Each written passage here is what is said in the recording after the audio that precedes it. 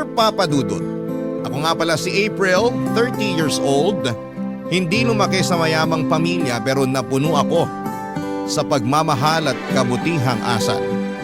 Pasalamat na lang talaga sa mga magulang kong nagpalaki sa akin. Hindi man nila ako nabigyan ng iba't ibang luho o napag-aral sa mamahaling eskwelahan ay siniguro naman nilang mabubusog ako sa tamang asal at pagmamahal. Masasabi pa rin napakaswerte ko dahil sa ganong klaseng pamilya ako hinatid ng Diyos. Si nanay na lang ang kasama ko ngayon sa buhay. May 5 taon na halos mula noong namatay si tatay. Pero hindi ko naramdaman ang kakulangan sa bahay namin dahil siniguro ni nanay na may tatawid niya ako sa pang-araw-araw. Kaya malaki ang naging pangako ko sa kanya na kahit anong mangyari ay hindi ko siya pababayaan. Ganon ko kamahal ang nanay ko at alam kong mas kaya pa niyang tumbasan ang pagmamahal ko para sa kanya. Mabait at walang tinatapakang tao si nanay. Sa edad niyang 60 ay halos gawin na siyang idolo ng mga kakilala namin. Wala siyang nakasamaan ng loob ni minsan, kaya lagi akong pinupuri ng mga tao at sinasabihan na maswerte ng araw ako na ganong klaseng tao si nanay. Kahit nga sabihin hindi pinagpala si nanay sa pera pero mayaman siyang tunay sa mga kaibigan at kakilala. Sila ang tumutulong sa amin ni nanay sa tuwing nagkakaroon kami ng problema sa pera. At bilang ganti ay si nanay din naman ang gumagawa ng kabutihan sa mga taong yon. Hindi man nila mapantayan yon ng pera pero buong puso pa rin ang pasasalamat ng mga natulungan niya dahil sa sakripisyo niya para sa kanila. Kaya hanggat maaari ayokong mas may masamang tao ang aaligid kay nanay para abusuhin siya. Kaya lang isang araw ay may dumating at alam kong kailangan ko yung paghandaan. Papa Dudut.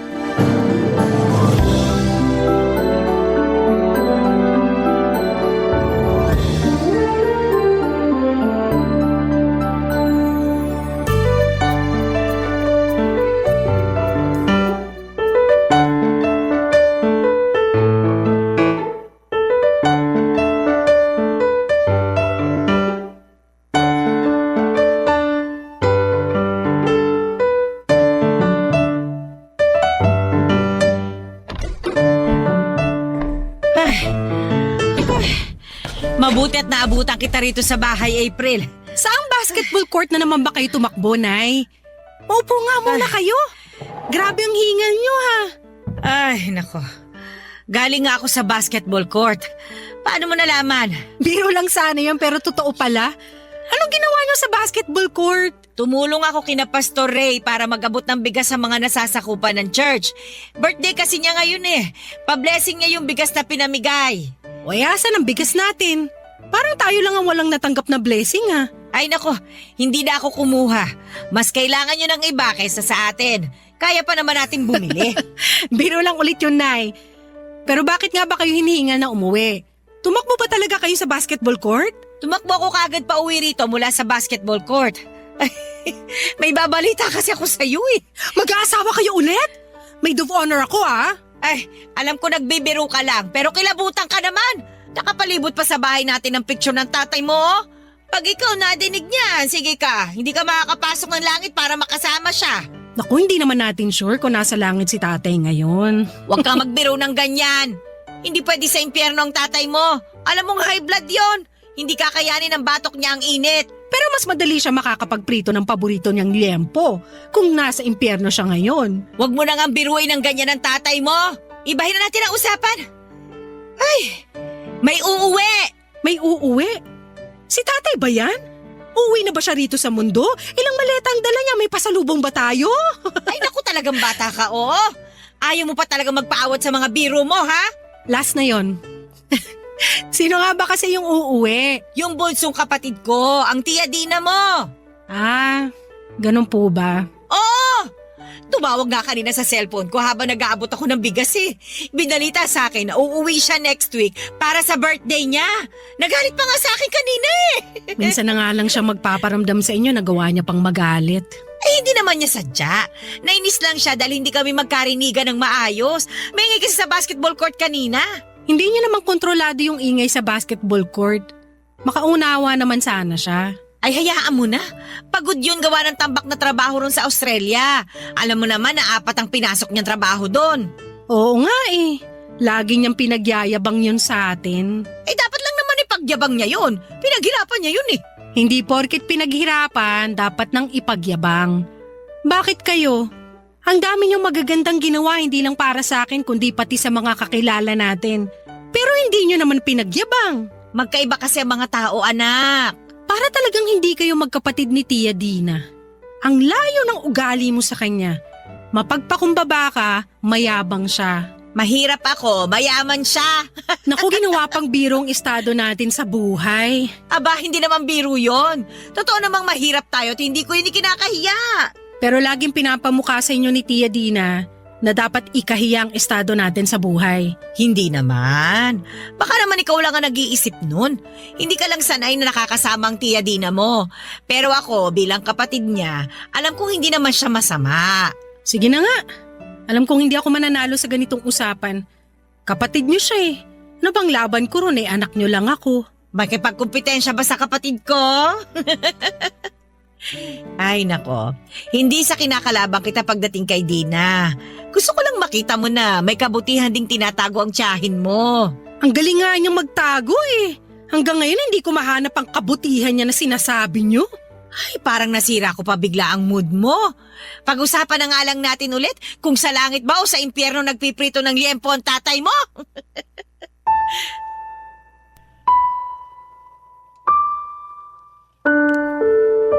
Hindi ko naman nakasama ng matagal si Tia Dina para sagarin ang panguhusga ko sa ugali niya. Bihira rin siya kung umuwi ng Pilipinas pero madalas kapag umuwi siya ay para laitin at pahirapan si nanay. Ewan ko ba kung bakit hindi man lang makahalata si nanay. Ewan ko kung bakit hindi pa rin magawang magpakita ng sama ng loob si nanay kay Tia Dina. Lalo na kapag harap-harapan na siyang pinapahiya sa mga kakilala namin. Laging pinamumukha ni Tia Dina kay nanay na wala siyang narating at wala ng tsansang may marating pa. Ako po ang nasasaktan noon para kay nanay at gusto ko siyang ipagtanggol pero hindi ko magawa. Lagi kasing sinasabi ni nanay na hayaan ko na. Laging nirarason ni nanay na baka nahawa lang sa ugali ng ibang nakakasalamuhan niya sa ibang bansa, Papa Dudut. Nakapangasawa ng Australiano si Tia Dina at aminado kung maganda siya at ang kutis morena niya ang advantage niya. Yun ang naging dahilan para makabingwit siya ng ibang lahi. Malaki ang naitulong ng kanyang napangasawa para umasenso rin siya sa buhay. Wala silang naging anak by choice, hindi kasi nahilig si Tia Dina sa mga bata. Kaya nga noong bata pa lamang ako sa tuwing umuwi siya ng Pinas noon ay hindi niya ako pinapansin. Sinabi niya na hindi raw siya marunong makisama sa mga bata at inintindi ko na lamang yon dahil may mga ganong tao naman talaga. Pero habang tumatagal, na-realize ko, hindi lang talaga siya marunong makisama sa kahit na sino lalo na yung mga taong hindi niya gusto. Kahit nga mismong si nanay, hindi niya kayang pakisamahan. Doon pa lang ay naisip ko nang magiging komplikado nga ang magiging pagdalaw niya sa Pilipinas, Papa Dudut.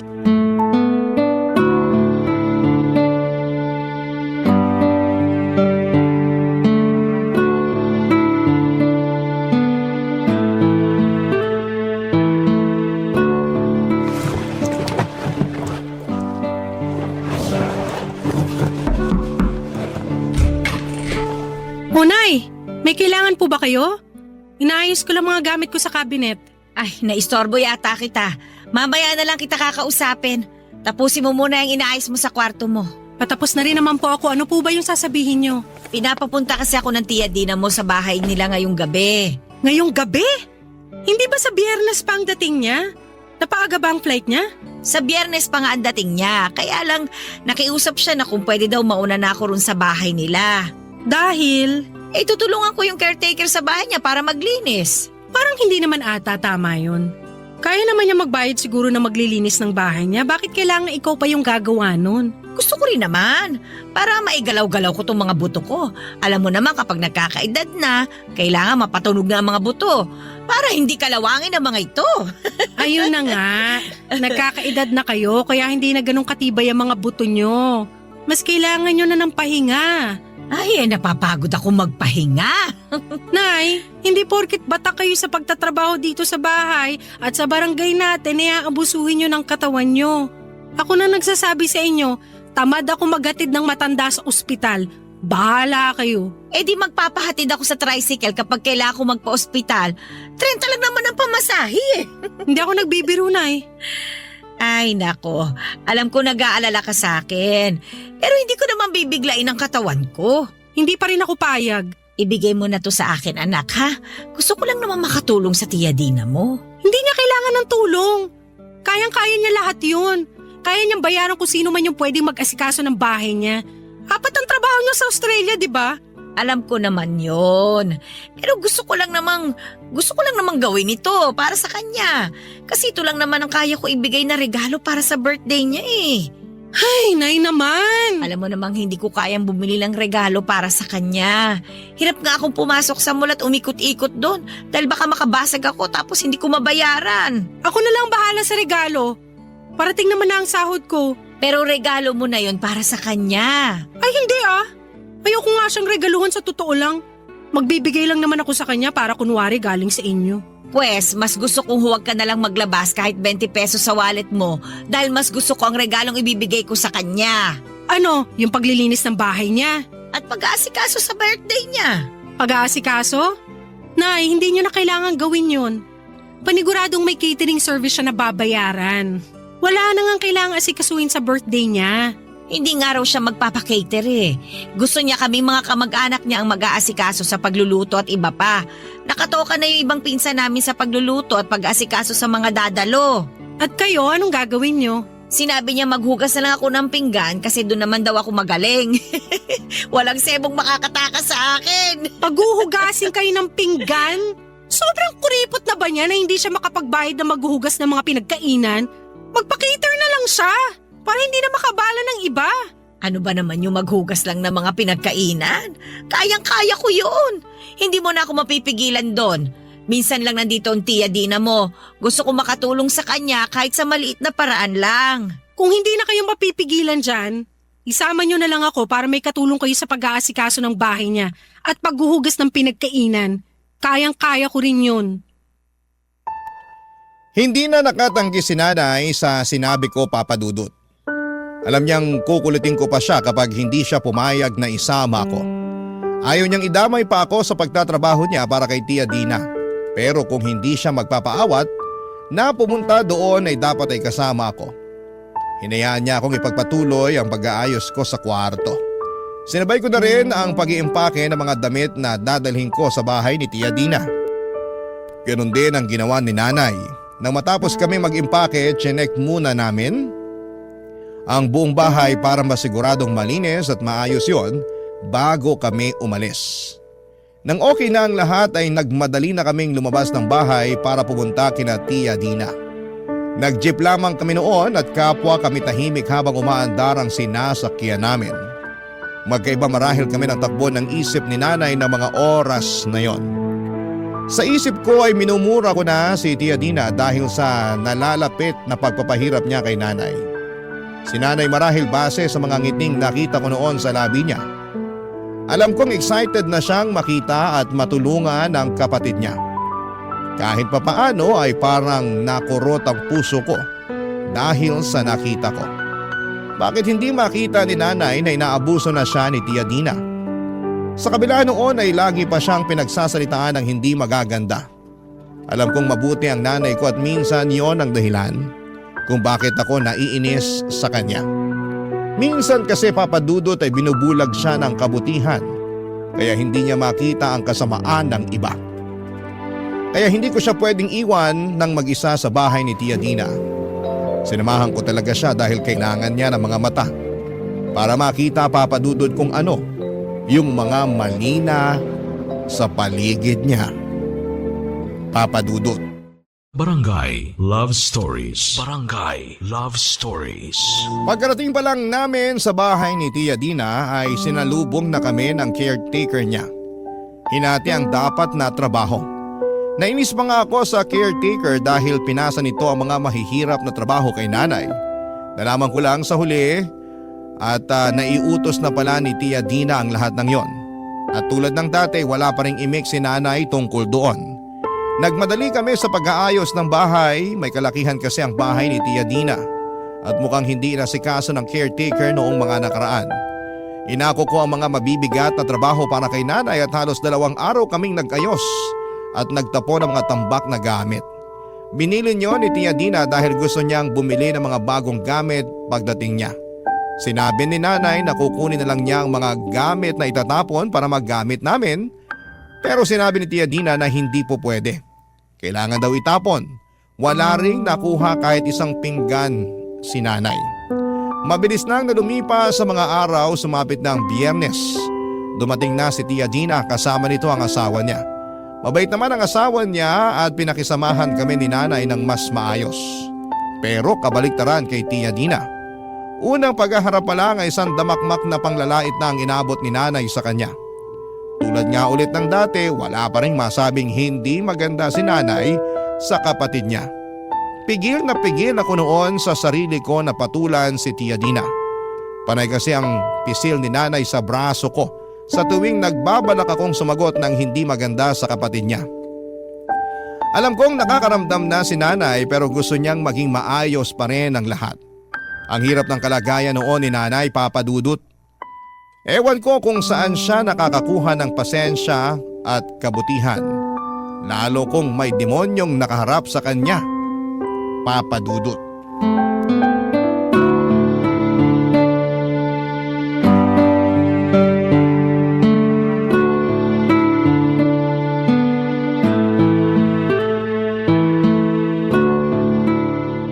Ano ba naman, ate?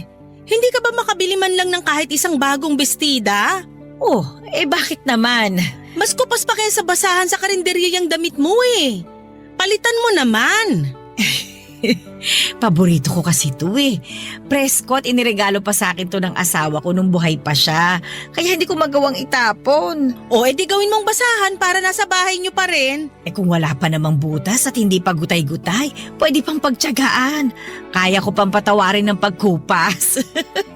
Ikaw, ang ganda mo lalo, Dina, ha? Bagay sa'yo yung suot mo. Mas lumutang ang pagiging makinis mo.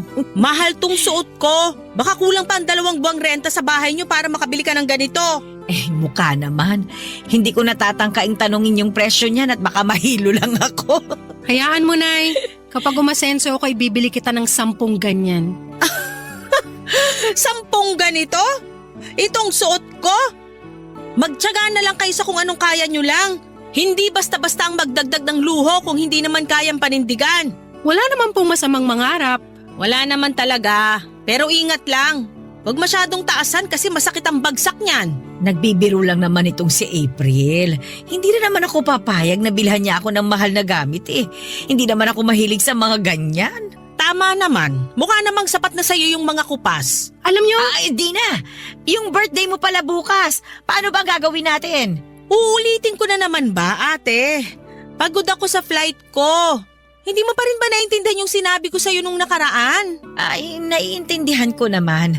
Baka lang kako may ipapagawa ka pang iba Pwede rin naman ako magluto. Ay hindi na.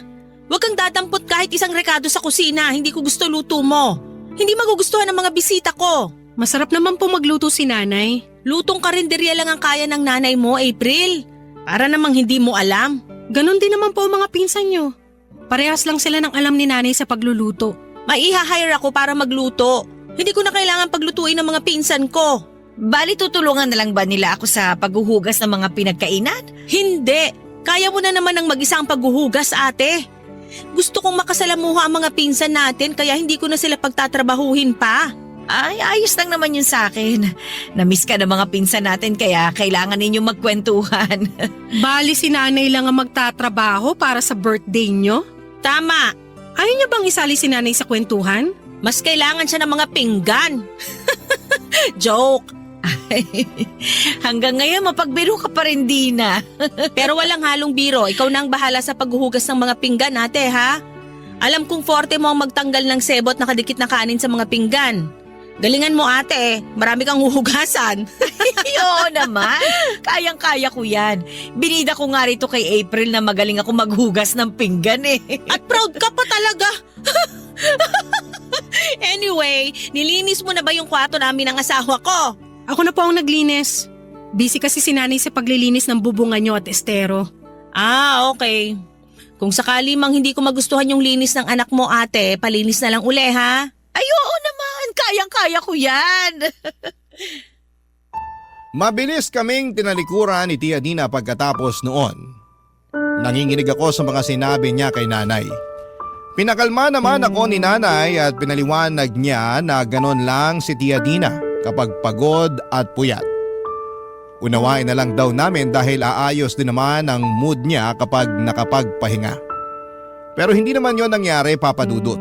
Kinabukasan sa selebrasyon ng kanyang kaarawan ay tila lumala pa ang ugali niya. Wala siyang ibang ginawa kundi ang magmataas sa lahat. Pinagyabang din niya kung ano man ang pwedeng ipagyabang sa sarili niya. Hindi niya hinayaan si nanay na makihalubilo sa mga bisita, kahit pa sa mga kamag-anak nila. Nasa kusina lang kami noon at nag-aabang ng mga hugasin. Kapag may dumarating na huhugasan ay mabilis naming inaasikaso. Dahil binilinan kami ng Tia Dina ko na ayaw niyang may madadaanan ng mga bisita niya na may mga nakatambak na hugasin. Hindi pa rin kami kumakain noon. Hindi kami pwedeng kumain sa handa niya. Bago ang selebrasyon, kinain namin ang natirang ulam noong isang gabi sa ref niya. Nagkasya naman yon sa amin. Dinaan na lang namin sa juice na inaabot sa amin ng isang serbedor. Doon ako naiinis, Papa Dudut. Kaya naman pala kaya naman pala ni Tia Dina na kumuha ng serbedor, bakit hindi niya magawang kumuha ng maghuhugas ng mga pinagkainan niya? Para naman makapagpahinga na si nanay at makasama na rin niya noon ang ibang mga kamag-anak nilang dumadalo. Alam kong nakakahalata na kahit papaano si nanay pero ayaw niya lang magsalita ng hindi maganda kay Tia Dina. Hanggang sa dulo, talagang ipagtatanggol niya ang kapatid niyang yon kahit gaano pa kadumi ang ugali nito.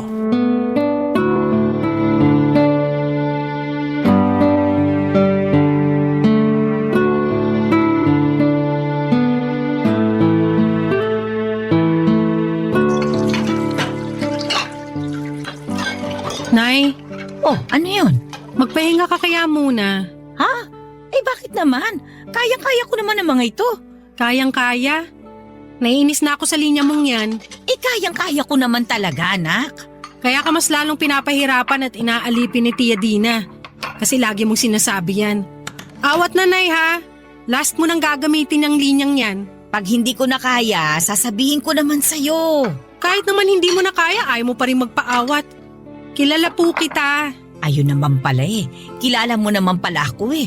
Kaya dapat alam mong mas gusto kong manahimik ka na lang kesa pagalitan mo ako. Hindi ko naman po kayo pinapagalitan. Gusto ko lang ipaalala sa inyo na ayos lang ding magpahinga. Kayang-kaya ko na to. At nakigaya ka pa nga sa linya ko. Pero seryoso, Nay. Pwede kang huminto muna sa paghugas ng pinggan. Kulubot na yung mga daliri mo eh. Babad na masyado sa tubig. Pahanginan mo muna. Labas ka muna ron, tapos makapagkwentuhan ka sa mga kamag-anak nyo. At iiwan ka rito?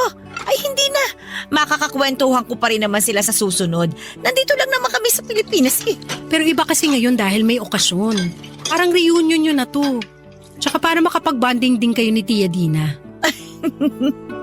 Alam mo may naalala lang akong bigla sa kabataan namin ng Tia Dina mo. Nako, nililihis mo na naman ang usapan para hindi kita patigilin sa paghuhugas ng pinggan. Ay, Ay, seryoso nga ito anak. Nung bata pa kami, paborito naming gawain yung paghuhugas ng mga pinagkainan.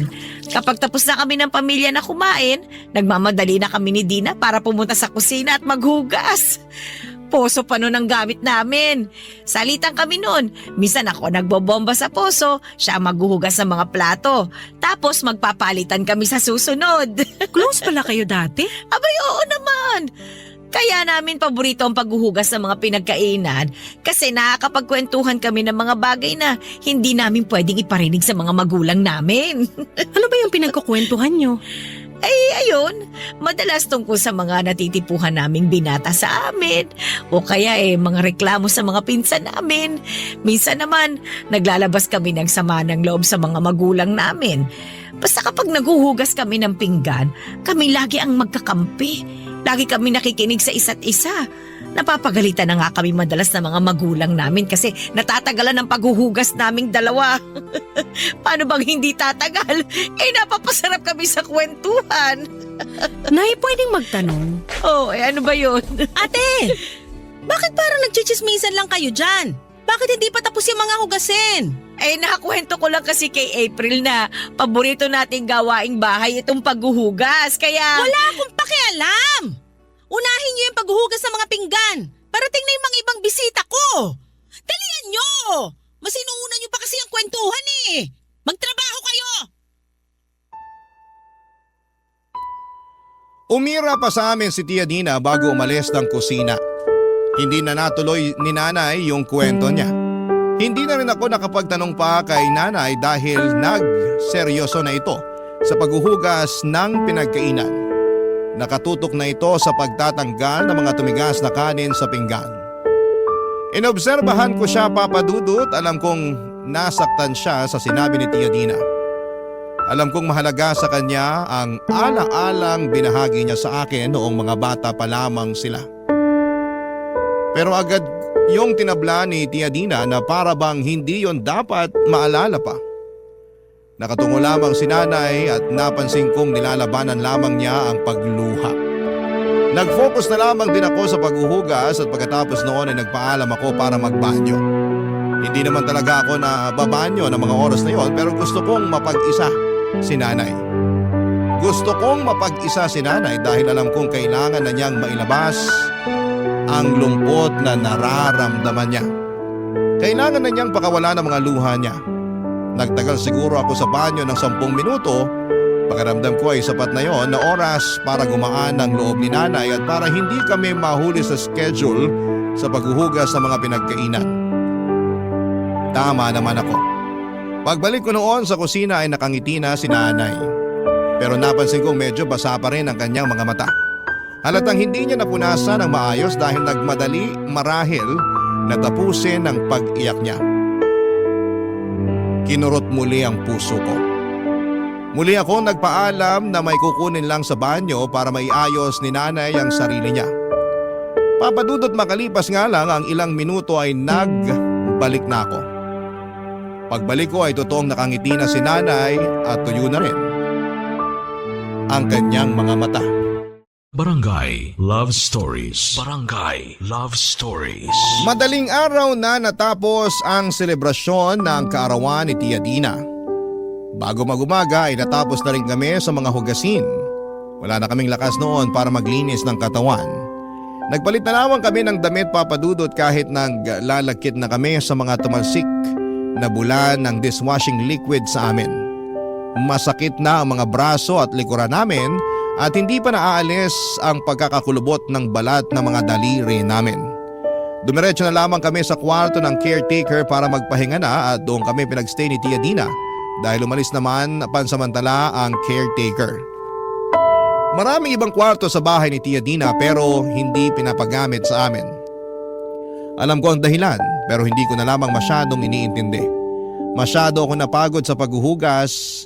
Magpapahinga na nga sana kami noon pero kinatok kami ni Tia Dina at sinabing linisan muna namin ang banyong ginagamit ng mga bisita. Aangal pa sana ako pero tumango na lamang si nanay at saka nilinisan yon. Sinamahan ko si nanay sa paglilinis ng banyo para mabilis na siyang matapos. Kailangan na kasi niyang magpahinga, Papadudot, dahil inuubo na siya. Pagkatapos noon ay bumalik na kaming muli sa kwarto at pinatay na ang ilaw para hindi na muling magtangkang kumatok sa pinto si Tia Dina.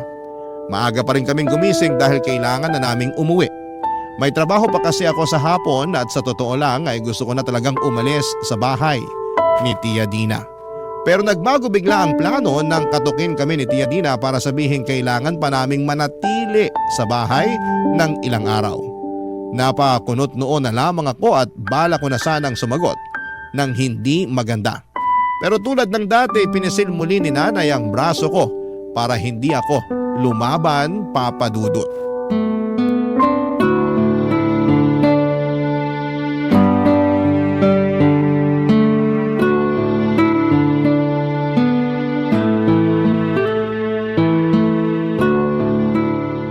Hindi po pwedeng dumito pa kami ni nanay sa inyo. May trabaho na po kasi ako mamayang hapon. Eh di umuwi ka. Si ate lang naman ang mas kailangan ko rito. Hindi ko po pwedeng iwan si nanay dito na mag-isa. At ano ba sa tingin mo ang gagawin kong masama sa nanay mo? Kaya hindi mo siya magawang maiwang mag-isa rito. Ang ibig lang sabihin ni April, Dina, hindi siya sanay na hindi ako kasama sa bahay. Hindi makatulog ang pamangkin mong to kapag wala ako. Hindi ba, April? Ganun nga po. Kung ganon, edi wag ka na lang pumasok sa trabaho mo para makapag-stay ka pa rito. Papasok pa rin siya sa trabaho niya mamaya. Malapit lang naman dito ang opisina niya eh. Paano papasok sa trabaho? Eh kailangan ko pa kayo ngayon hanggang bukas. Para saan po? Maghugas ng pinggan? Tapos naman na po ang birthday nyo. Wala nang huhugasan. Kung meron man, yung mga pinagkainan nyo na lang na mag-asawa. Kaya nyo naman na po siguro yun, di ba? Hindi pa tapos ang birthday ko. Mamayang tanghali pupunta tayo sa resort para ituloy doon ang selebrasyon. On the way na nga ron yung mga kamag-anak natin at ibang bisita ko eh. Napag-usapan na namin to kahapon. Napag-usapan nyo na pala kahapon. Bakit hindi nyo to sinabi sa amin? Para nakapagandaman lang kami. Anong maghahanda pa kayo? Hindi na kailangan. Kung ano na lang ang baon yung damit, sapat na yon. Hindi naman kayo maliligo, makikiparty doon. Maghuhugas ulit kami ng pinagkainan? Oo, konti lang naman siguro yon. Pero mas kailangan ko na magbantay kayo sa mga cottage na rerentahan ko.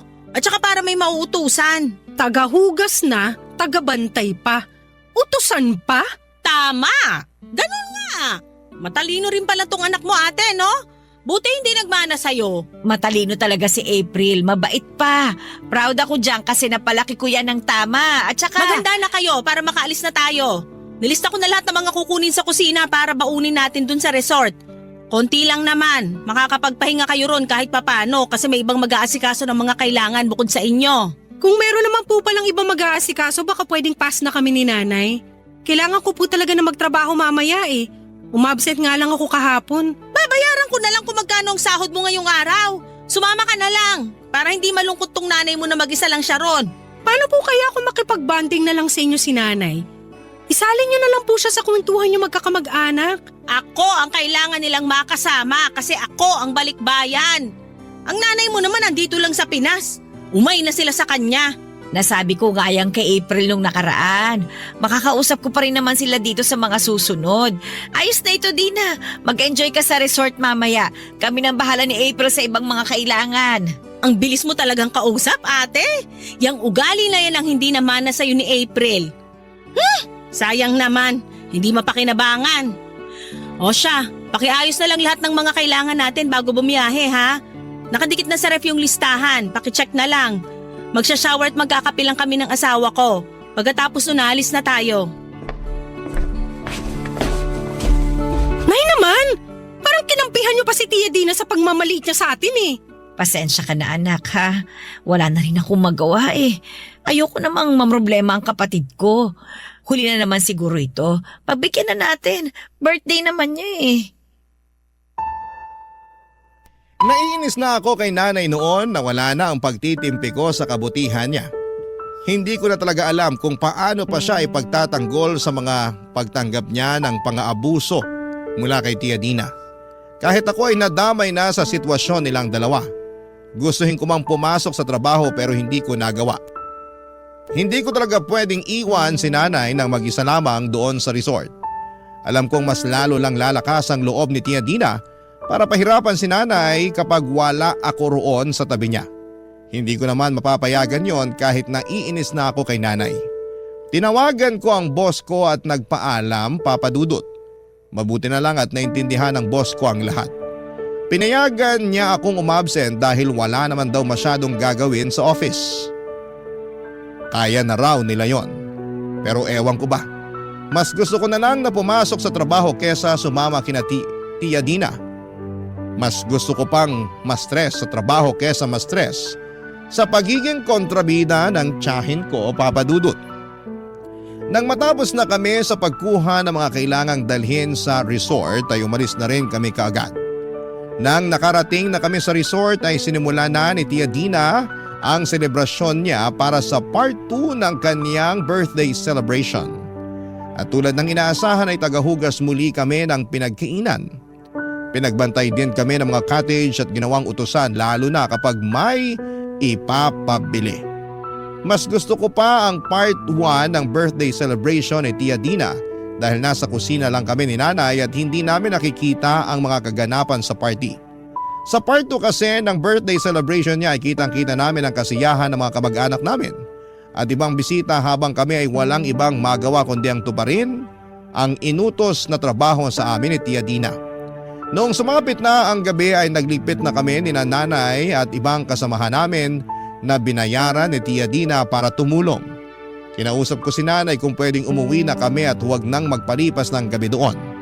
Maski si Nanay ay gusto nang umuwi kaya kinausap niya si Tia Dina para magpaalam na kami at sinamahan ko nga siya, Papa Dudut.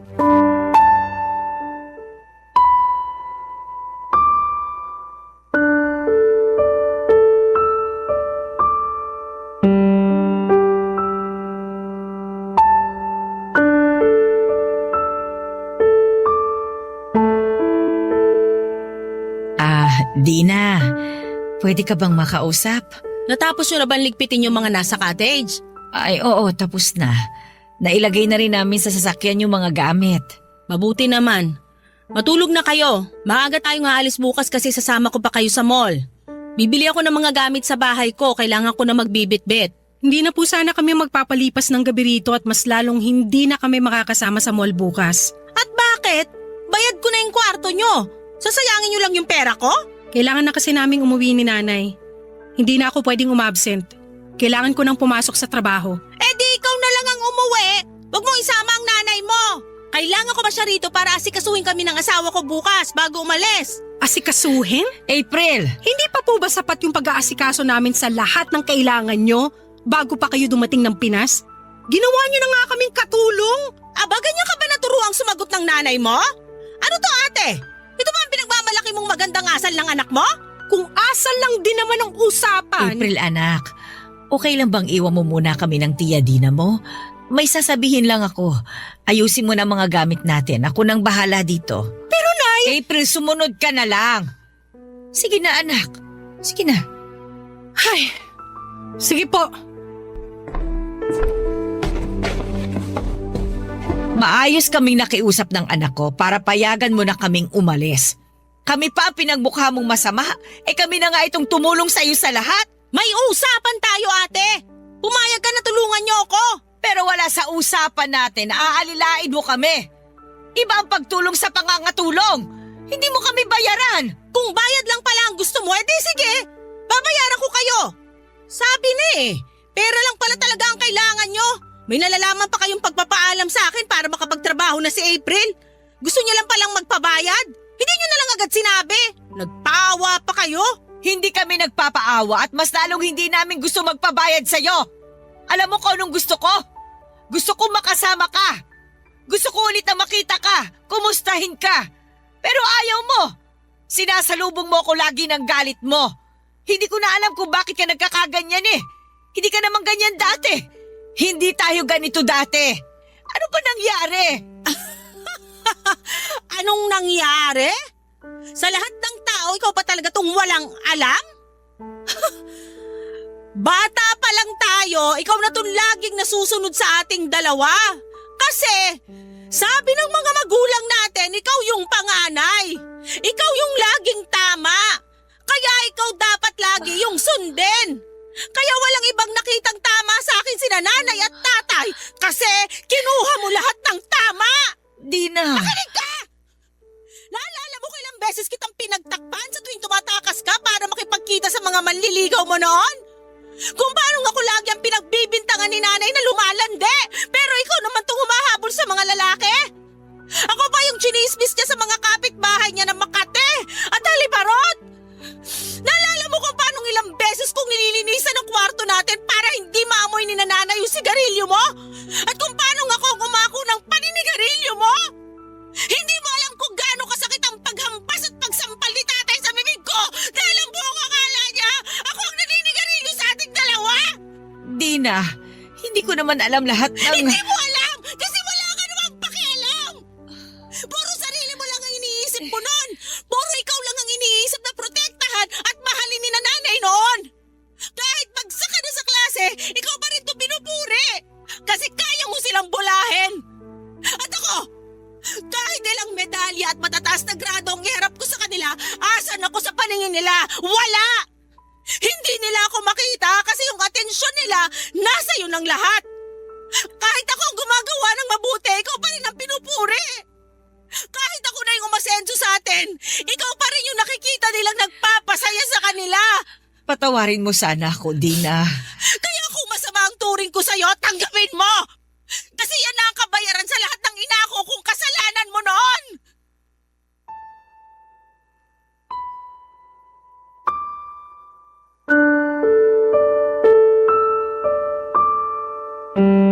Narinig ko ang usapan ni Nanay at Tia Dina para ko nang hina sa mga nalaman ko. Hindi ko inakalang ganon na kalalim ang galit ni Tia Dina kay Nanay dahil sa mga nangyari sa nakaraan. Doon ko palang totoong naunawaan si Tia Dina.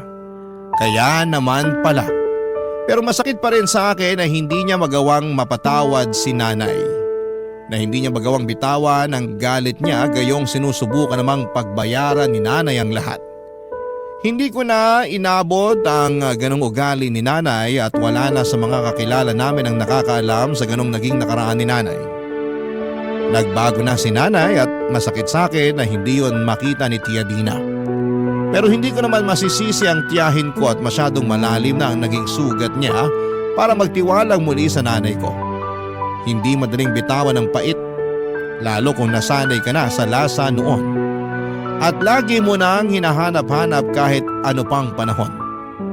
Hindi muna ako agad nagpakita kina Nanay at Tia Dina para makahinga pa sila mula sa naging pag-uusap nila. Naunang umalis si Tia Dina habang si Nanay naman ay napaupo sa gilid at tila nanghihina sa naging usapan nilang dalawa. Doon pa lang ako lumapit, Papa Dudut. Niyakap ko si Nanay.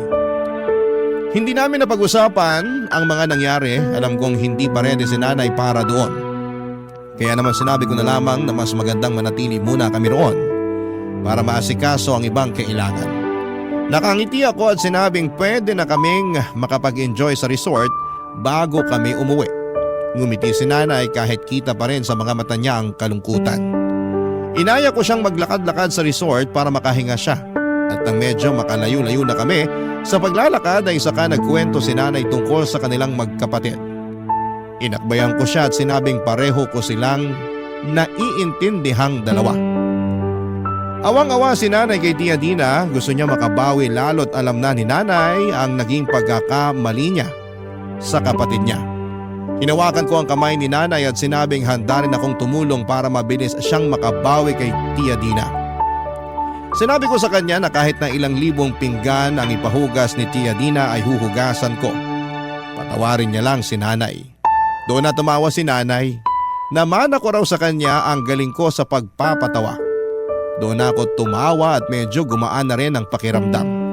Huminto kami pansamantala sa paglalakad. Nagkatinginan kaming dalawa. Muli kaming umiti sa isa't isa at alam na namin ang nasa isipan ng bawat isa. Balang araw, magpapatawad na rin si Tia Dina. Pero sa ngayon ay hahayaan lang muna namin siyang iproseso ang lahat. Tao lang naman siya. Nagagalit at nahihirapang magpatawad. Pero sabi nga nila walang hindi nahihilo at nababago ang oras, hindi ba? Maraming salamat po sa pagbasa ng aking liham at sana'y nakapaghatid kami ng aral sa lahat ng taga-pakinig ng Barangay LS. Ako ang inyong kapuso at kabarangay at ka-forever, April. Dear Papa Dudut, Kapag nagmamahal ang tao, nagiging kampante tayo. Mahalaga yon dahil nararamdaman nating ligtas tayo, kapiling ang taong mahal natin. At yon ang eksaktong naramdaman ko kay Keon na naging boyfriend ko simula pa lamang noong kami ay nasa kolehiyo. Pero bago ako magkwento ay gusto ko munang magpakilala sa inyo.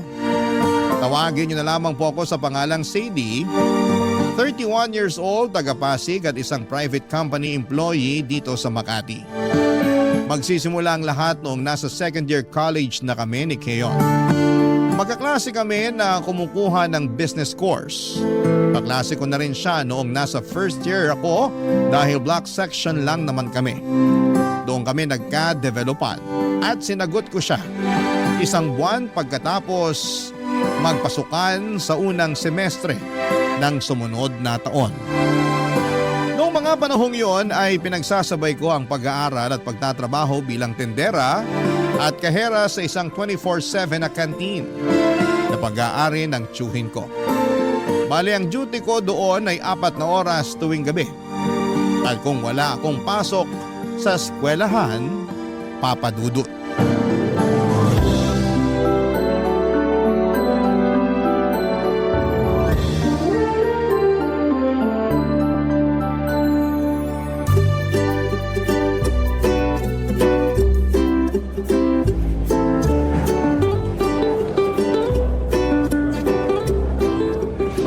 Grabe, sarap naman ito. Ito rin, ang sarap. Uy, dahan-dahan ka naman kumain. Baka mabulunan ka. Hindi ko lang mapigilan. Ngayon lang ako nakakain ng ganito kasarap na menudo. Tsaka sobrang asim pero malinamnam na sinigang. Ah, ganun ba? Oo, mapapakain talaga ako. Kuha mo pa nga akong kanin, baby. Sige na, please. Ah, sige. Teka lang. Ay, gawin mo na palang 2. Ah, sige, teka. Pagsasandok kita. Ayan, gusto ko yan. Excited na ako. Ito na yung 2 rice mo. Salamat, baby. Puka na, dali. Kwentuhan tayo habang kumakain ako. Sure ka ba talaga na busog ka na dun sa kinain mo? Oo, isang rice lang naman ang kaya ko. Baka magutom ka pa. Mukhang marami pa naman yung ginagawa mo rito. Kakain na lang ulit ako pag nagutom ako. Sige, basta ako kakain na ng marami. Grabe. Sarap talaga nito mga ulam. Magdahan-dahan ka pa rin. Baka mamaya mabulunan ka. Ewan ko na lang sa'yo. Ay, teka. Sino palang magbabayad nitong mga kinain natin? Ha? Ako na. Ayun. Salamat, baby ko. Bigla ko kasing naalala na wala pala akong panlibre sa'yo dahil sakto lang yung baon ko. Alam ko naman yun. Saka ako naman yung nagyaya sa'yo na dumaan muna rito sa kantin nila tito bago umuwi sa inyo. Nabanggit mo kasi na ilang gabi ka nang hindi nakakakain ng maayos. Gawa ng hindi masarap yung ulam na luto ng nanay nyo. Ooy, puro gulay pa. Yun lang kasi kaya ng budget namin tapos petsa de peligro pa. Si tatay hirap na naman makontak para sabihan na magpadala sa amin. Kilala mo ako, hindi rin ako magulay na tao. Paano ako nilalason pag kumakain ng gulay? Shh! Huwag kang maingay dyan. Ha? Bakit? Baka marinig ka ni tito, lagot ka dun. Bakit nga? Ano bang kasalanan ko? Biro lang. Pero magulay kasing tao yon. Masasarap din yung mga putahing gulay na niluluto niya. Kaya siguradong iismiran ka nun pag narinig ka. Pero ayos lang naman sa'yo na di ako mahilig kumain ng gulay, di ba? Oo naman. Nasa tao naman yon. Ako nga may ibang gulay na hindi kinakain. Kagaya ng okra. Ayoko kasi nun masyadong madulas. Saka hindi ko gusto yung lasa. Ano pa bang gulay ang hindi ko kinakain? Ako, patatas lang kinakain ko. Ay oo nga. Mahilig ka nga sa fries. Sinabi mo pa, inuulam ko pa nga sa kanin yun eh. Totoo? Oo, panalo yun. Try mo minsan, busog na busog ka. Dami mo talagang alam. Siyempre, mahilig kaya akong kumain. Malas lang kasi di masyadong masarap magluto si nanay. Ultimo adobo, hindi niya makuha yung lasa. Paanong hindi makuha yung lasa? Basta, iba-iba yung lasa pag nagluluto siya. Minsan maalat, minsan naman matamis. Napaisip tuloy ako kung may tamang lasa at timpla ba ang adobo. Meron yun. Pero di ko na alam kung ano dahil di naman ako culinary student. Sa bagay. Bakit sa inyo? Anong version yung laging niluluto ng mama mo? Yung manamis-namis. Gusto kasi ng mga kapatid ko yan, kaya nakasanayan ko na rin. Gusto rin yan ng mga kapatid ko. Pero ako, ayoko. Baka kaya nasabi mo lang na hindi masarap magluto nanay mo kasi ayaw mo ng adobo na matamis. Siguro. Kaya nga gustong gusto ko rito sa tiyo mo. Masarap yung luto niya. Sa susunod, yung adobo naman niya ang titikman ko. Pag narinig ka ni Tiyo, naku siguradong lalaki ulo nun. Okay lang. Totoo naman sinasabi ko. Salamat ulit sa libre, baby ko. Hayaan mo. Pag nakagraduate tayo at nakapagtrabaho, ako naman ang manlilibre sa'yo. Hindi lang sa kantin kagaya nito, kundi sa mga mamahaling restaurant pa. Ikaw talaga. Kumain ka na nga dyan para makauwi ka na. Malapit na rin magsimula yung trabaho ko eh. Sige, busin ko lang tong kanin. Mga padudod, kung i-describe ko si Keyon ay masasabi kong crush siya ng lahat. Guwapo kasi siya, makinis ang balat na akala mo ay naliligo sa gatas. Maputi at matangkad at ako naman saktong ganda lang pero may ibubuga naman sa klase. Hindi naman sa minamaliit ko ang aking sarili pero minsan ay napatanong na ako sa kung paano niya ako nagustuhan. Sa amin kasing magkakaklase, ako lang ang working student. Paulit-ulit ko yung tinatanong sa boyfriend ko pero di naman niya masagot. Basta sabi lang niya ay may nararamdaman siyang something o kakaiba para sa akin. Pero hindi rin daw malinaw kung ano. Sa huli ay iniisip ko na lamang na baka ganon talaga pag in love ang tao. May nararamdamang something na hindi maipaliwanag. Sa pagpapatuloy ng aming relasyon dahil nga ako ang may trabaho sa aming dalawa, ng mga panahong yon, ako ang gumagastos sa lahat ng date namin. Hirap din kasi ang pamilya ni Keyon sa buhay. May tatay nga siyang OFW pero hindi naman lagi nagpapadala sa kanila. Mas inuuna pa nitong padalhan ang babae nito kesa sa pamilya nila. Kaya nga naiintindihan ko ang boyfriend ko kung galit siya sa tatay niya. Kawawa kasi ang nanay niya at 3 nakababatang kapatid na babae. Mahirap din naman ang buhay namin lalo't labandera lamang si mama at factory worker naman ang trabaho ng papa ko. Kaya nga sa abot ng aking makakaya ay gusto kong tumulong sa kanila sa pamamagitan ng pagsagot sa sarili kong baon sa eskwelahan. Pero kaming panganay ni Keyon kaya ay naiintindihan ko. Pero kaming panganay kaya naiintindihan ko ang nararamdaman niya, Papa Dudut.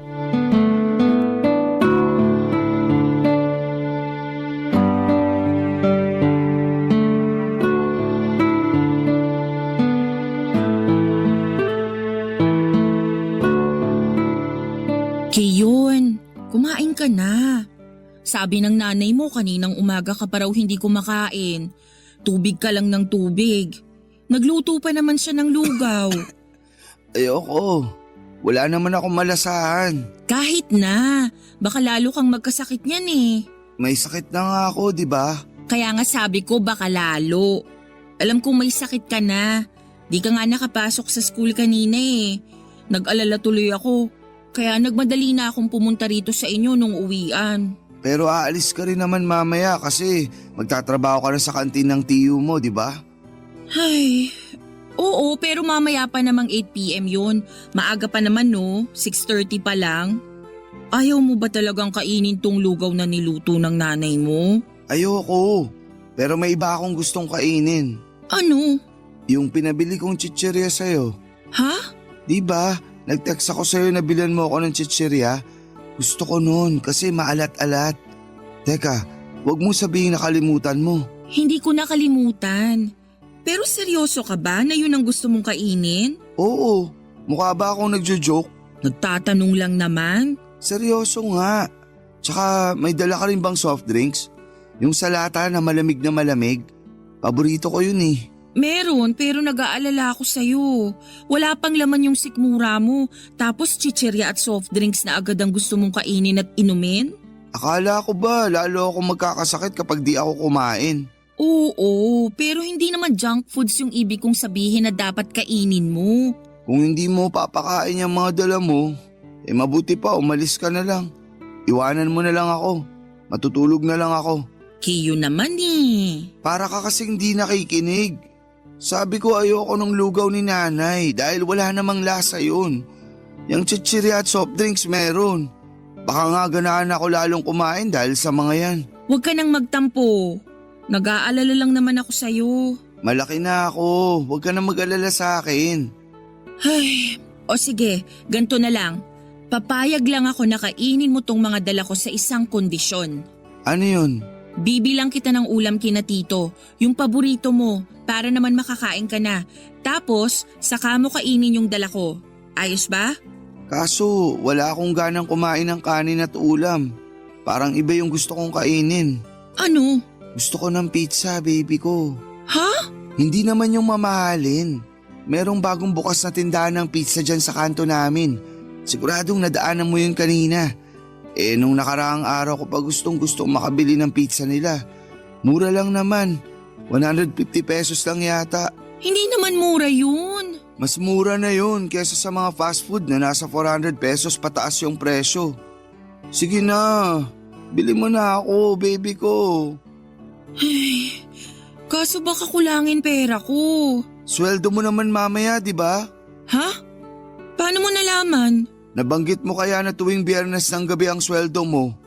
Kaya bilan mo na ako.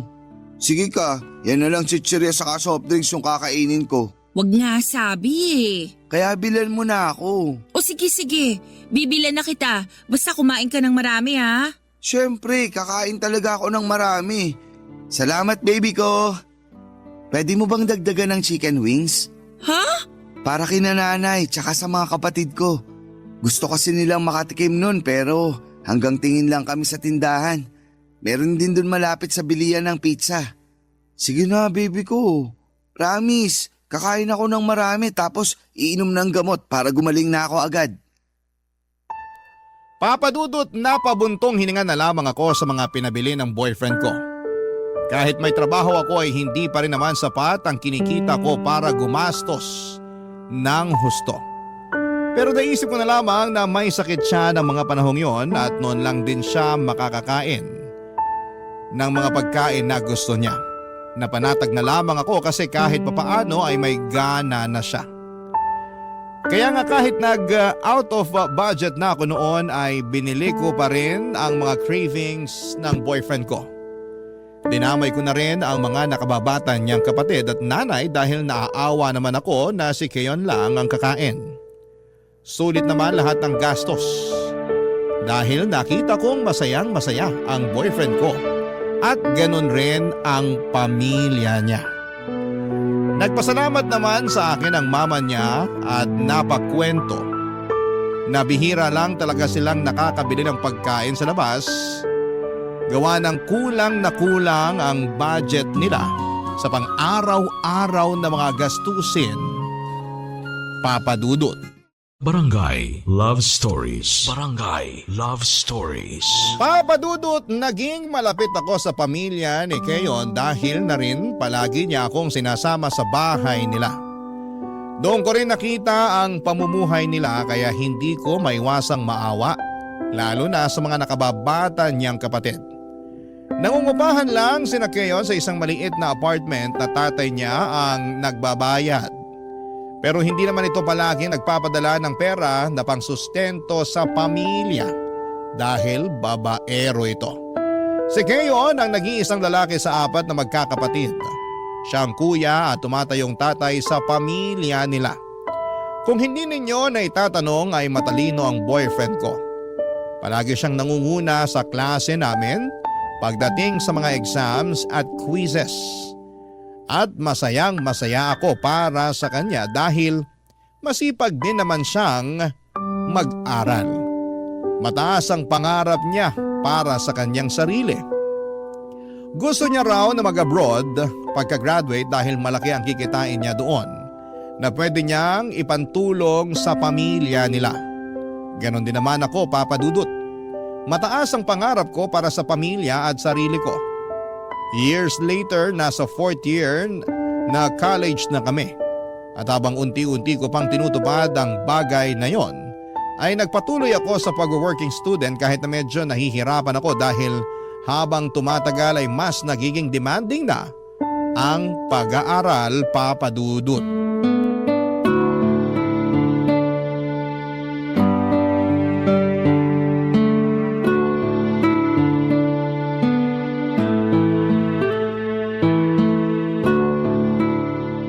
Naku, ang dami na naman pala nating bayarin sa susunod na buwan, baby ko.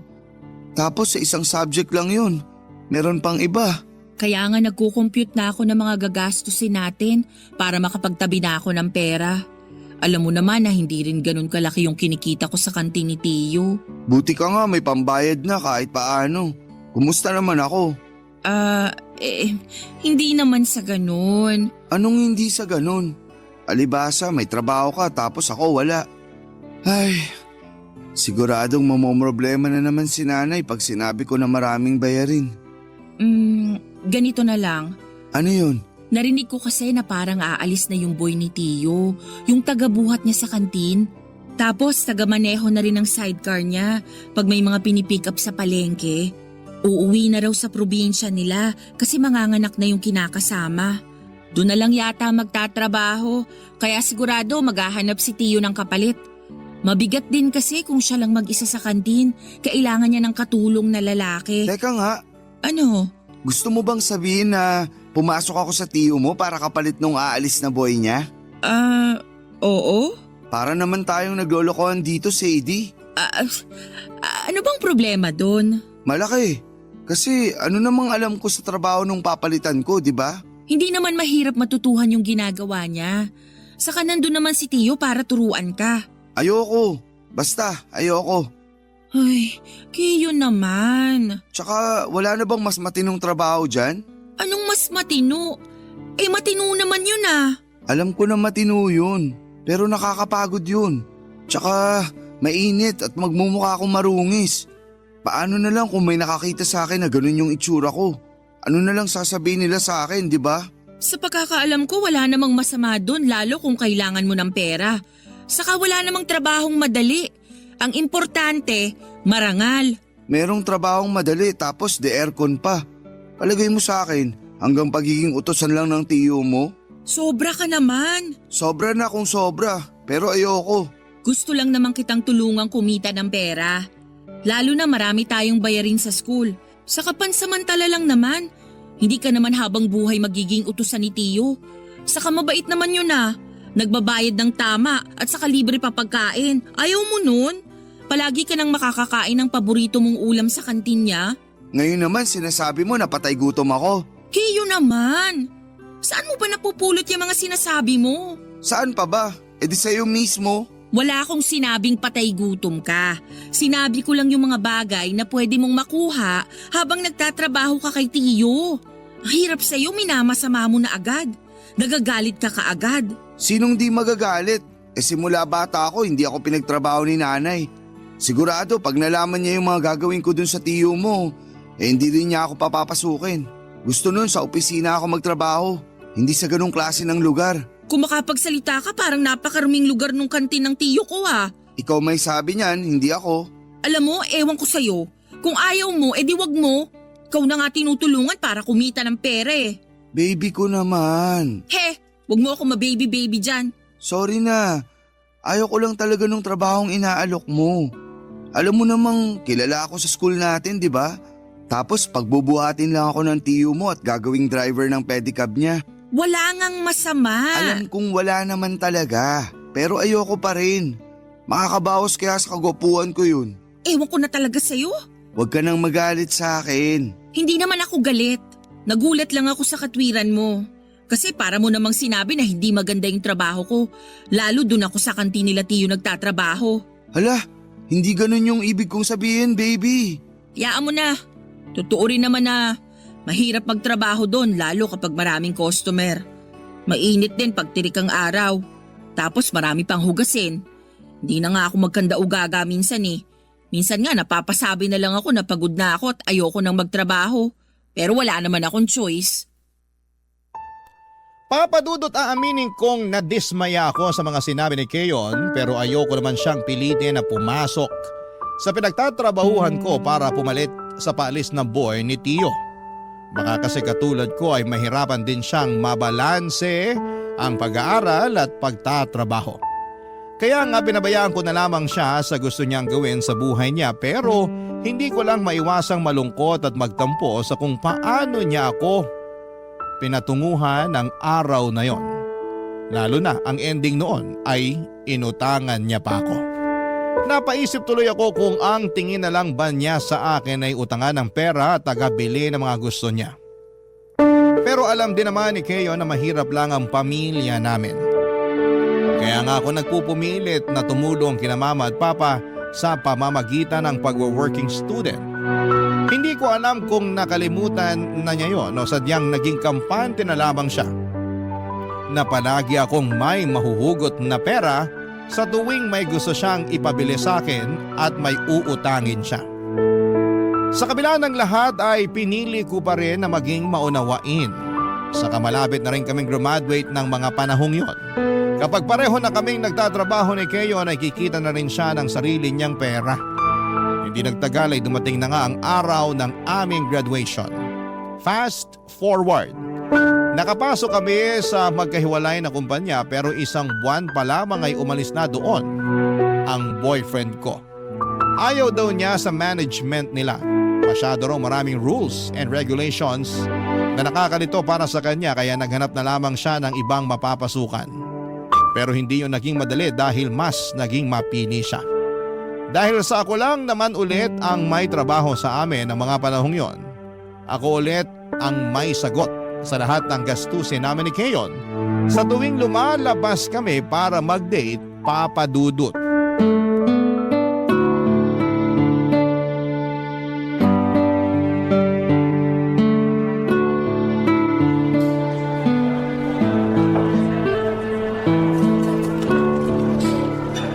Ay, grabe. Thank you sa libre, baby ko. Nabusog ako sa kinain natin, baby ko. Tingnan mo, laki tuloy ng tiyan ko. Buti naman nabusog ka. Ang sungit-sungit mo na kanina nung gutom ka eh. Ako pa pinapila mo. Kagagaling ko nga lang sa trabaho. Pagod din kaya ako. Sorry na, sinundo naman kita eh. Wow, thank you ha. You're welcome. Alam mo, hindi ka ba talaga makahalata? Makahalata saan? Sa sitwasyon. Basta. Yun na yun. Ayoko na mag-explain sa'yo.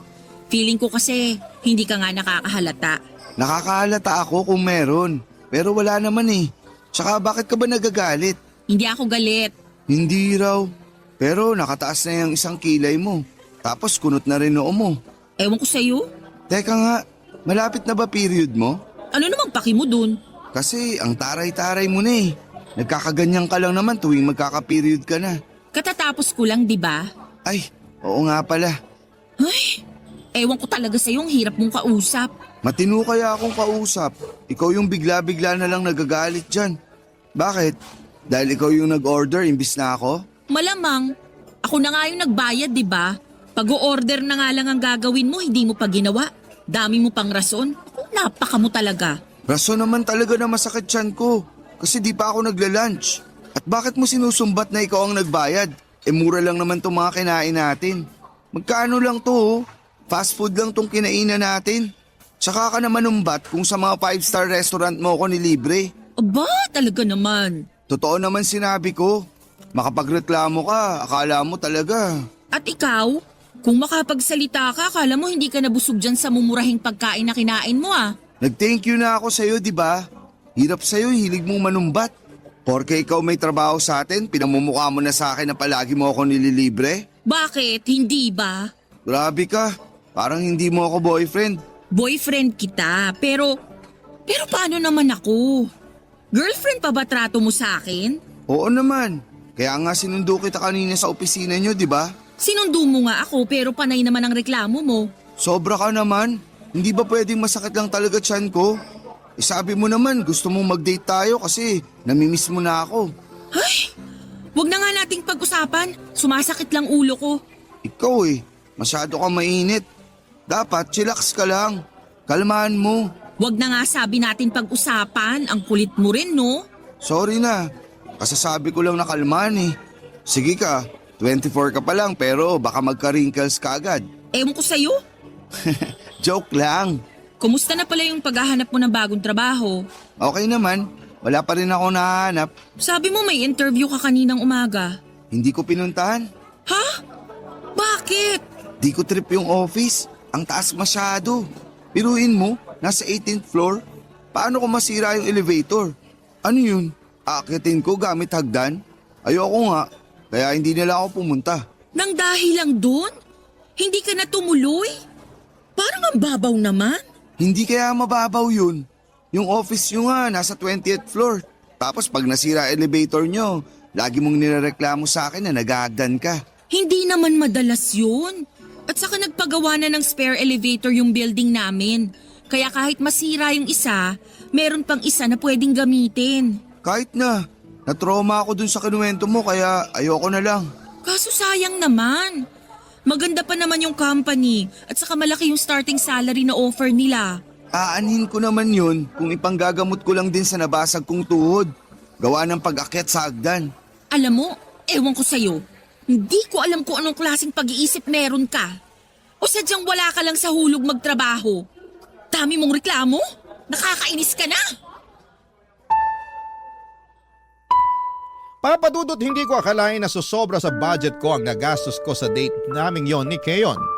Kundi nang na-realize kong umorder pala siya ng take-out para pasalubungan ng pamilya niya.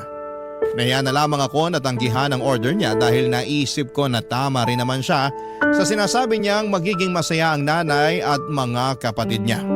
Pero aminado akong sumama ang pakiramdam ko ng mga panahong yon at nanahimik na lamang hanggang magkahiwalay kami ng landas ni Keyon.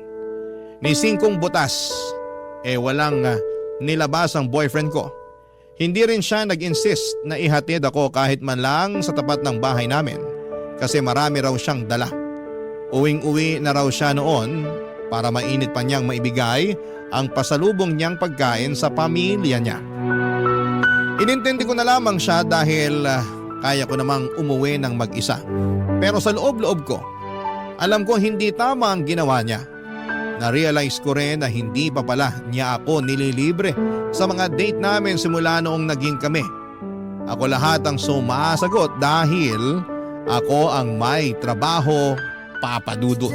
Barangay Love Stories. Barangay Love Stories. Papadudot, aminado akong dumating na ako sa point na kinumpara ko na ang relasyon namin ni Keyon sa relasyon ng mga kaibigan at mga kaopisina ko. At doon ko nga na-realize na kahit matagal na kami ay kulang na kulang talaga ang effort ng boyfriend ko sa aming relasyon. Bukod sa hindi niya ako nililibre kahit buko juice ay hindi rin sweet si Keyon. Hindi siya nagbibigay ng bulaklak o kahit na love letter sa akin lalo na tuwing Valentine's Day at birthday ko. Ang tanging pagkakataon lang na natatandaan kong naging sweet siya ay noong niligawan niya ako. Tuwing may sakit siya at hihingi ng mga kung ano-ano o magpapabili. Akala ko kapag tumatagal ay magbabago rin siya. Pero parang sa nakikita ko ng mga panahong yon ay hindi pa rin pala papadudot. Mabilis na lumipas sa mga araw, may napasukan ng trabaho si Keyon pero palagi niyang kinukumpara ang mga sweldo namin. Minimum wage earner kasi siya pero may chance naman tumaas pag maayos ang performance niya. Kung tutusin ay lamang lang naman ang 2,000 ang sweldo ko sa kanya pero palagi niya yung ginagamit upang magpasalo sa akin sa lahat na lang ng pagkakataon. Aminin kong dumating na ako sa punto na napagod at nagsawa na lamang ako sa takbo ng relasyon naming dalawa, papadudot.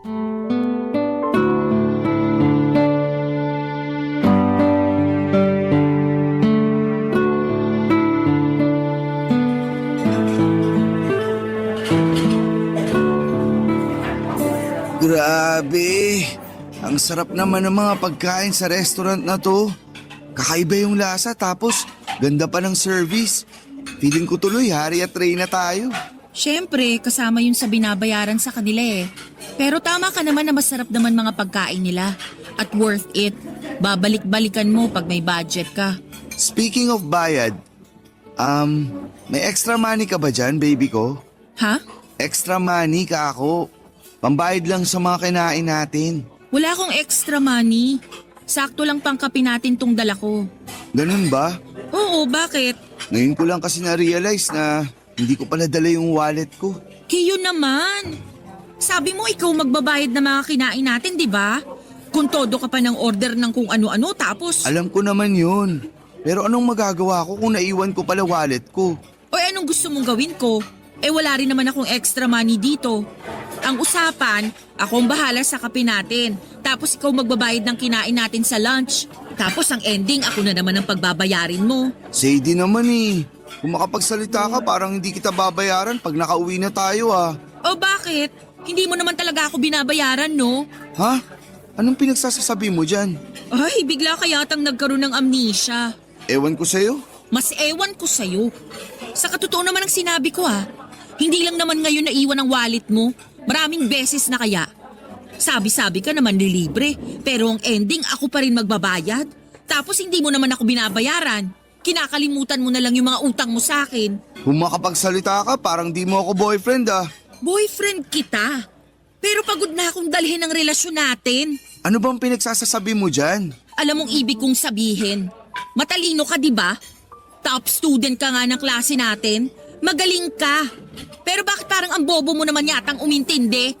Matagal na akong nagtitiis sa kung ano lang yung kaya mong ibigay na effort sa relasyon. Umaasa ako na magbabago ka. Na marirealize mo na girlfriend mo ko kaya dapat tratuhin mo ko ng maayos. Don't get me wrong Maayos naman ang trato mo sa akin. Pero kulang na kulang talaga. Wala ka ring provider's mindset Ako yung palagi mong pinapasalo ng lahat ng bagay. Lalo na sa pera. Alam mo namang hindi ako mayaman. At kahit mayaman pa ako, ikaw ang lalaki sa relasyon. Pero bakit pabuhat ka? Ang sakit mo naman magsalita. Sorry, pero punong-puno na kasi ako Akala ko magbabago ka, pero mukhang umaasa lang ako sa wala. Napagod na lang ako sa ganitong setup natin. Feeling ko na pag-iwanan na kita, tapos ayaw mo naman umusad. Kontento ka na lang sa kung anong lagay mo sa buhay, basta nakakakain ka ng 3 beses sa isang araw at nakakahinga pa. Alam mo, mabuti pa, iwanan na kita dito. Sandali! Saan ka pupunta? Hindi ba halata? Aalis na ako. Huwag mo akong iwan dito, Sadie. Wala akong pambayad sa kinain natin. Please naman. Problema ba yun? Di maghugas ka ng pinggan dyan. Sadie naman Please, huwag ka naman ganyan sa akin. Gets ko naman yung mga sinabi mo. Kaya nga naiiya ako sa'yo. Hayaan mo, makakabawi rin ako sa'yo. Pangako this time, di na ako sasabit. Basta bigyan mo lang ako ng isa pang tsansa. Hindi ka ba nakakaintindi? Pagod na nga ako. Pero mahal mo pa ako, di ba? Mahal pa natin ang isa't isa. Please naman, matagal na tayo Huwag mo naman basta-basta itapon yung pinagsamahan natin. Willing naman ako magbago. Buti nga, sinabi mo mga pagkukulang ko So kung hindi ko sinabi, hindi mo pa mahahalata? Halata ako naman pero iba pa rin yung sinabi mo. Sorry na baby ko. Huwag mo akong iwanan. Promise, magbabago na ako. Please? Ay, naku Kiyon. Nakakainis ka talaga. Sorry na talaga. O sige, pagbibigyan pa kita ng isa pang pagkakataon. Pero last na to Oo, salamat baby ko. Huwag mo nga ako ma-baby-baby. Naiinis pa rin ako sa'yo. Sorry na nga. Pero pwede bang bayaran muna natin tong kinain natin para makaalis na tayo rito sa restaurant? Kasi kanina pa tayo pinagtitinginan ng mga tao. Medyo nakakahiya na Wala nga akong extra money, di ba? I-card mo muna. Babayaran ko na lang pag uwi natin. Don't get me wrong, mahal ko po si Keon ng mga panahong yon, Papa Dudut. Pero pagod na ako sa palagiang pagsalo sa kanya sa tuwing kailangan niya ako. Hindi naman po ako convenience store na available 24/7 para sa mga pangangailangan niya. Hindi rin po ako ATM na may mailuluwang pera at takbuhan niya kapag nagigipit siya. Marami akong pangarap para sa amin ni Keon pero isang araw ay nagising na lamang ako sa realidad na baka ako na lang ang nangangarap mag-isa at nanghahawak sa aming relasyon. Alam ko na walang perpektong relasyon at may mga couple na nagsisimula bilang mahirap na umasenso naman sa dulo. Gawa na rin ang pagsisikap. Nagsisikap naman ako, alam ng Diyos yan. Pero parang hindi ko nakikitaan ang pagsisikap si Keyon. Kaya nga hindi niyo ako masisisi kung ginusto ko na lang na makipaghiwalay sa kanya ng mga panahong yon. Pero dahil senserong pakiusap niya na bigyan ko pa raw siya ng isang tsansa, aaminin kong naantig ang puso ko at nakonsensya. Nang hinayang ako sa ilang taon naming pagsasama kaya nga nakumbinsi akong patawarin siya. Kaya lang ay hindi pa rin nagbago si Keyon. Plinano ko na lang talagang makipaghiwalay sa kanya for good pero hindi yon natuloy dahil naman sa pandemic. Aminado ako malaking bagay na nandyan si Keyon lalo at naapektuhan ng husto ang mental health ko. Marami kasi sa mga kamag-anak namin ang kinuha ng sakit na COVID-19. Makaraan ng 2 taon, taong 2022 nang may ginawang boyfriend ko na sa hinagap ay hindi ko naisip na magagawa niya sa akin, Papa Dudut.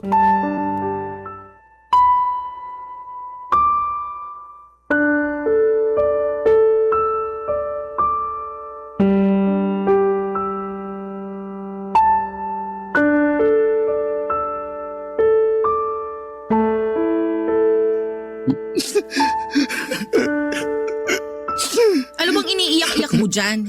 Nagtatanong ka pa talaga? Malamang umiiyak ako kasi nakikipaghiwalay ka sa akin. At bakit hindi ako makikipaghiwalay? Sige nga.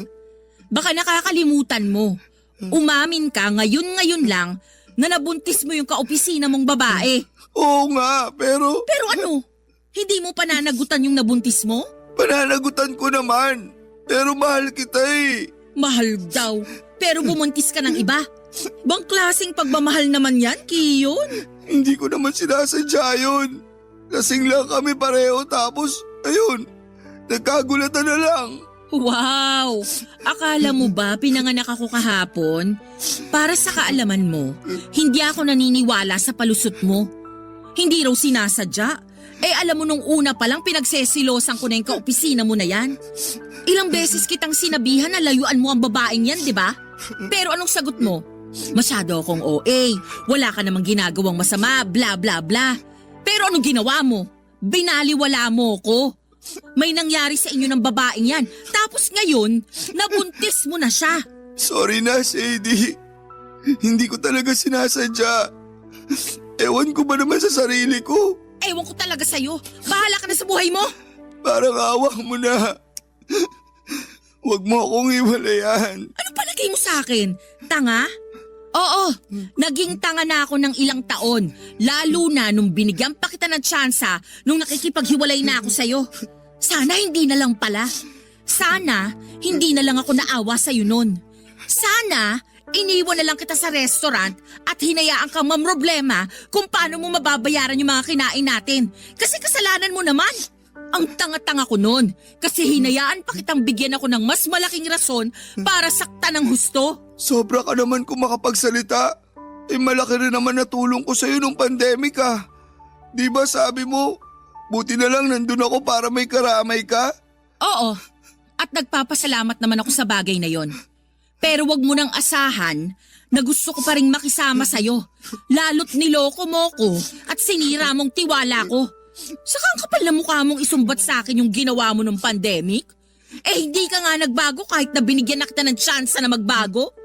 Ikaw pa rin yung dating Kiyon na pabuhat. Walang pangarap para sa relasyon natin. Nakakasawa na, kaya bahala ka na sa buhay mo. Pinilit ko naman eh. Sinubukan ko. Nagtiyaga ako sa trabaho ko kahit na mababa ang sweldo kasi naniwala ako sa sinabi mo na magbubunga rin yung pagsisikap ko. Na makikita rin ng mga boss ko na may potensyal ako. Pero hindi naman nangyari. Sa lagay, kasalanan ko pa rin ba yun? Nagtiyaga ka nga. Hindi ka nga umalis. Pero wala ka rin namang ginawa para makita ng mga boss mo yung potensyal mo. Tuwang-tuwa ka pa nga habang binibida mo sa akin na nagkunwari kang walang alam sa opisina nyo para hindi ka mautusan. O sige, sabihin mong hindi.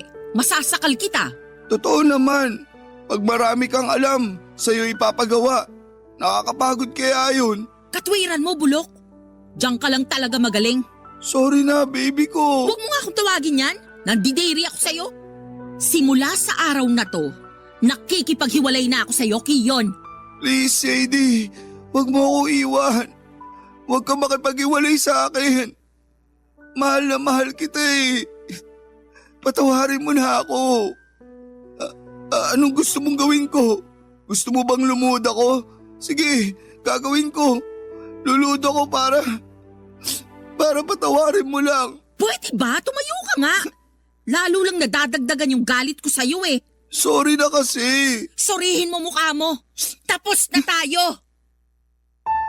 Papadudot na tuloy ang pakikipaghiwalay ko kay Keon ng araw na yon. Tanga na lang talaga kung mananatili pa ako sa piling niya matapos niyang gumawa ng napakalaking kasalanan sa akin.